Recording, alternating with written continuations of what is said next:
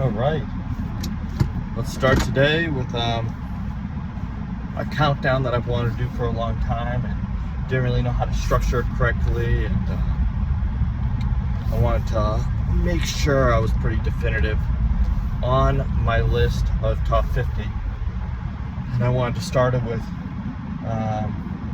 no honorable mentions. Just wanted to get right into the list because I was thinking, if it's not my top 50, what's an honorable mention gonna mean? Just in my top 100. So this is my top 50, and it's gonna start obviously at number 50.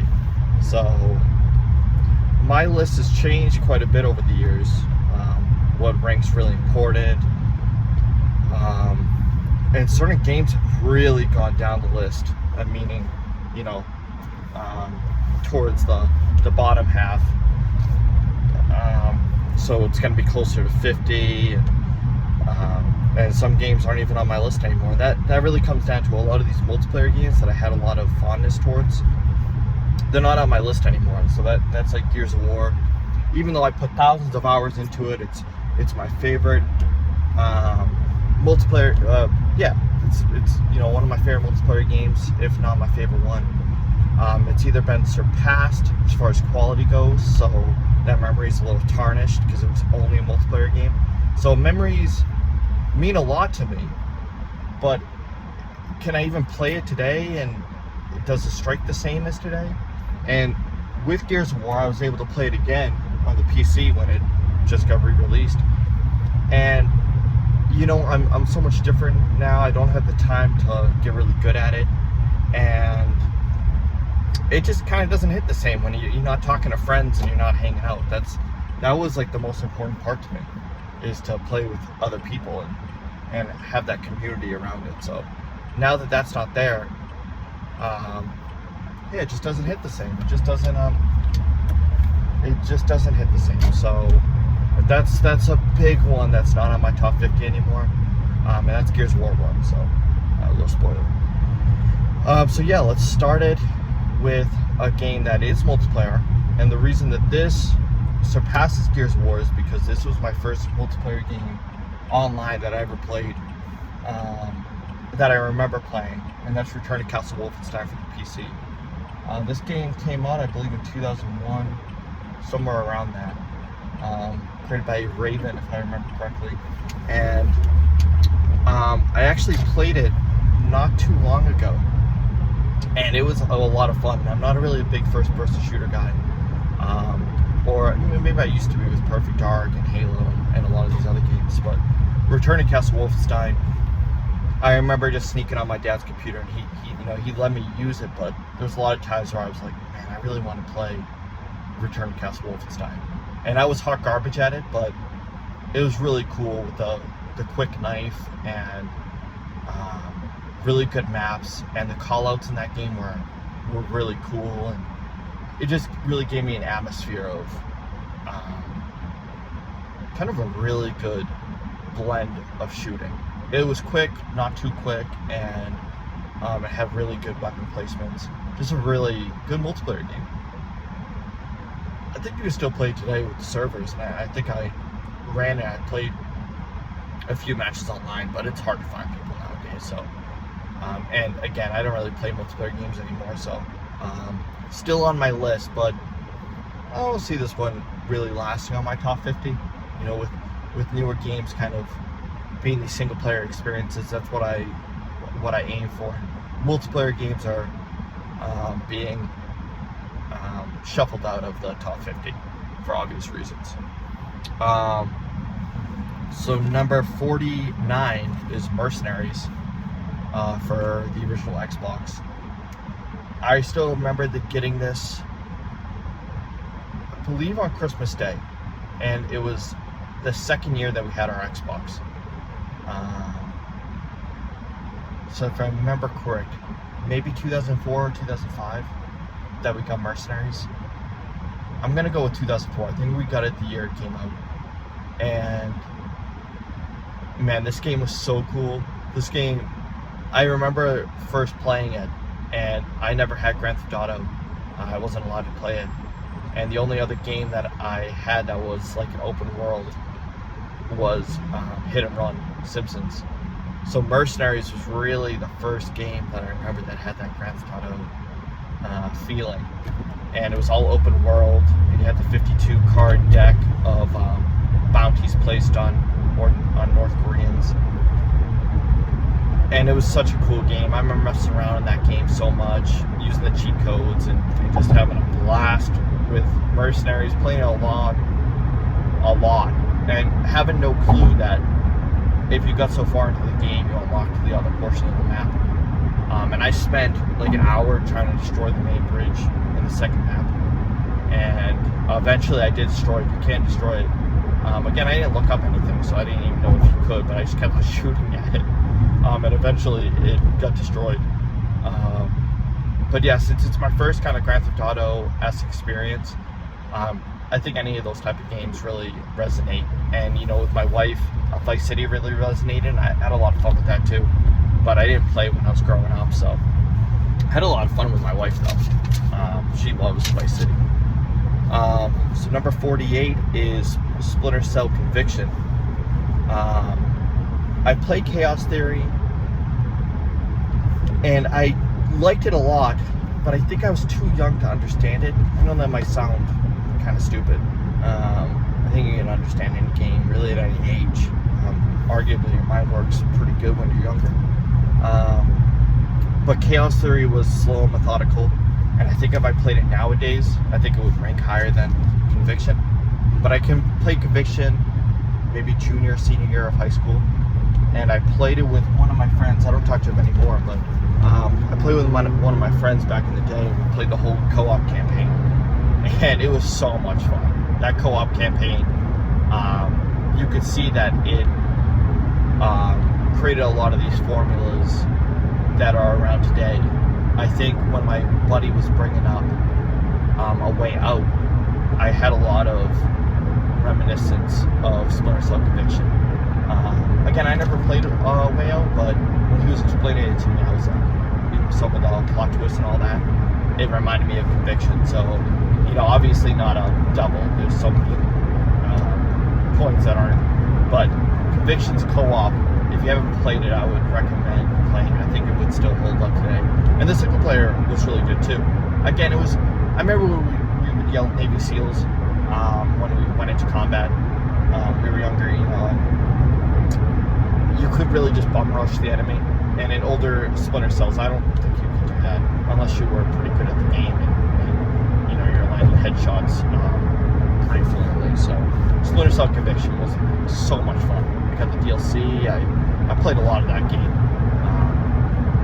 and it's one of the only 360 games that I think have held in my memory just right. And I really liked that game. It was a good game. Number 47. Yeah, number 47. We have Harvest Moon 64. I didn't play this as much as my brother and my sister. But being around, like, my brother and sister, and playing it myself, I think I ended up having my bride be or my wife in the game be the cake woman.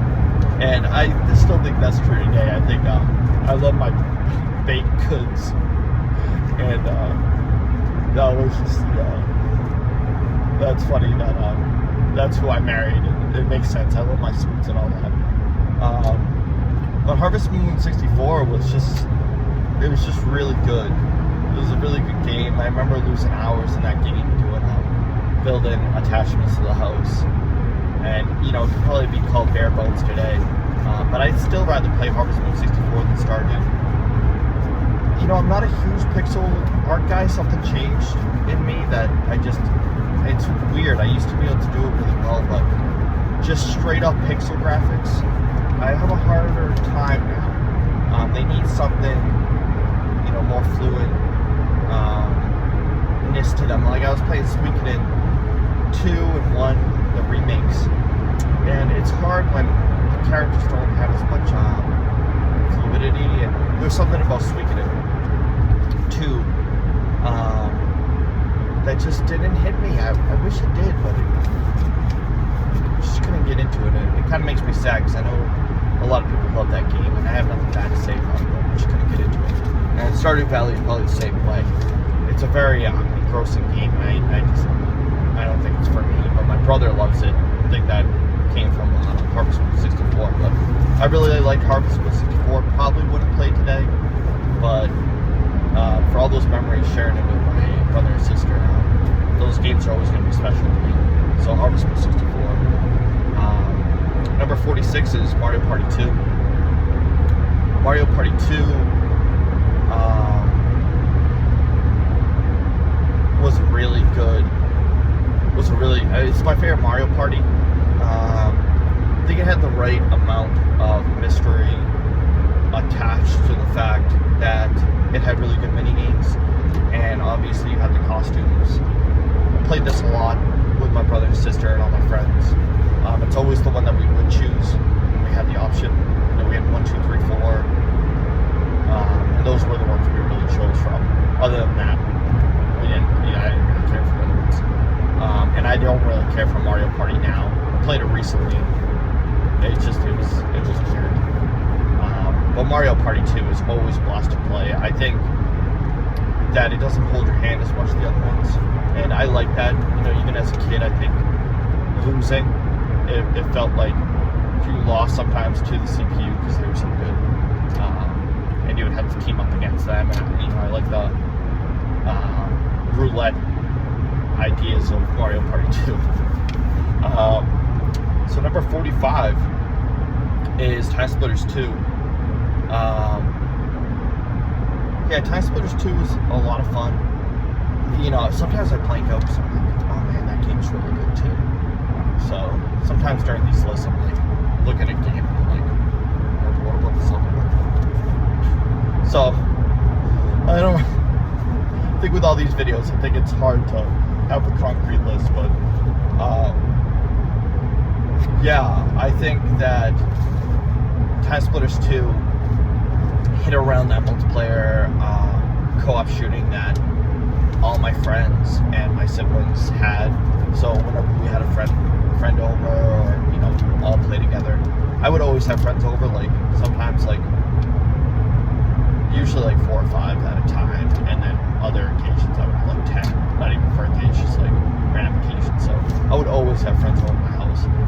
And Time Splitters 2 was always kind of like a must play with the different characters, and it was to me the better Perfect Dark. Yeah, I think in every way it's better than Perfect Dark, but that's just a you know, and I probably play Perfect Dark more than Time Splitters 2, but I just think that Time Splitters 2 is always better, and I play more Perfect Dark because I had it earlier. So number 44, no, that would be number 43. Number 43 is Dead Cells. This used to actually be higher on my list, but I noticed that it was kind of grindy, like to unlock everything, and I'm not a huge fan of that. Once I like realized that I'm grinding a lot just to like get certain items, it kind of loses me. So I had a lot of fun with that. I had it on PC, I had it on Switch. You know, I played more on the PC. And then I lost all when I switched over to Switch. But I really like Dead Cells. You know, it was one of my first roguelike experiences. This and Nuclear Throne and Hades. And I played Star of Providence now. First it was like Monolith. But I played a bunch of roguelikes. But Dead Cells is gonna probably be my number one, because I think if I were just to pop one in, it would be Dead Cells. You know, I like the aesthetic. I like the story. I like the different builds you can do. So yeah, Dead Cells for sure. Number 42. Man, I think this is 43. Yeah, because I think it's gonna end at 41. So this would be 43. Would be Gauntlet Legends for N64. Yeah, I had an absolute blast with Gauntlet Legends. Again, played with my brother, sister, and my dad. We got a Toys R Us. My dad said, could you guys pick out a game that we could all play together? obviously at the time I was probably 4 or 5, and I was like, had no clue. But I saw Gauntlet Legends box art, and I was like, oh my god, this game. So my dad let us buy it, and we went home, and all 4 of us played, and he just kept on playing. Like, we played it, I think, every day after that, and we all, all 4 controllers on the N64 on like a shitty widescreen TV. Like if you looked up like a wooden case, like old TV, people probably had the same ones, and you could like close it up with the wooden doors or whatever. But yeah, we played a lot of Gauntlet. I wasn't good at it, and then I played it with my buddies years later, and I understood it, and I understood how to break the game, get in certain items and combinations. But as a kid, I had no clue, so it was a lot of fun. I had birthday parties where friends cried because other friends stole the food, and it was a whole ordeal. And then when death appeared, it was terrifying, and that usually killed a few of my friends, or me a few times. But once I unlocked the Jackal, or like the Anubis-like figure guy in Gauntlet, oh man, the game was so amazing. He was still the same skill and everything, but he was like a different costume, and I thought that was really neat. So, yeah, Gauntlet Legends for sure is up there in my favorites games. And one of my favorite co-op games, I think I would still play today, but if they ported it, I don't have Switch 2, but if they ported the GameCube one, I forget what it was called, Dark Legacy, I'd probably play that over this one, just because I didn't play that one as much, and we ended up losing the game or selling it, and yeah, I don't think I ever beat that one. I wish I did. It just seemed like the better version, so I'd probably play that one if I had the choice. So number 42 is Towerfall. Towerfall, played this so much in that time period where Smash 4 was out, and with Smash 4 I had enough controllers to play 8 players.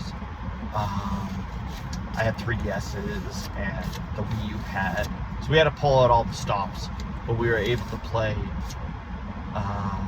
Smash 4 with 8 people, and that was awesome. But Towerfall was always the one that I actually preferred over Smash 4. At the end of the day, I probably put more time into Smash 4. I think I put like close to 300 hours between all the devices. But Towerfall just had something about it. I think we connected to the characters. They seemed like each one was like, oh, this is my guy, this is my guy. And the gameplay was so much fun. And it was that and Rayman Legends with the soccer, and NHL 13. There was a lot of these co-op games that it was past when I played co-op games the most, but it was like another resurgence. And Towerfall, I would say, ranks highest amongst those games, because even playing a single player was a lot of fun, and then the DLC came out, and that added more to it. And I never actually beat Celeste, but I played Towerfall when it came out, after it came out on the Wii U or something, and it came out on PS4. That's when we played it. So Towerfall was fantastic. And ending this list at 41 is Splatoon 3. I don't think this game would be on my list if I didn't have my wife, my sister, and her fiance to play with. I think together we put about, together all 4 of us, we put about 200 hours in this game. And then myself, I put another about 200 hours. I played the most out of everyone. I got it before everyone else, and then I told them to get it, and everyone did, and they all had a blast. Yeah, great game. I still play it today. Just pop it in. I use the bow with the balloons, and then I use the Explosion, that green one, where you have an Inkstorm ability with that. The gold weapon is ridiculous, and I started with one of the semi-weapon,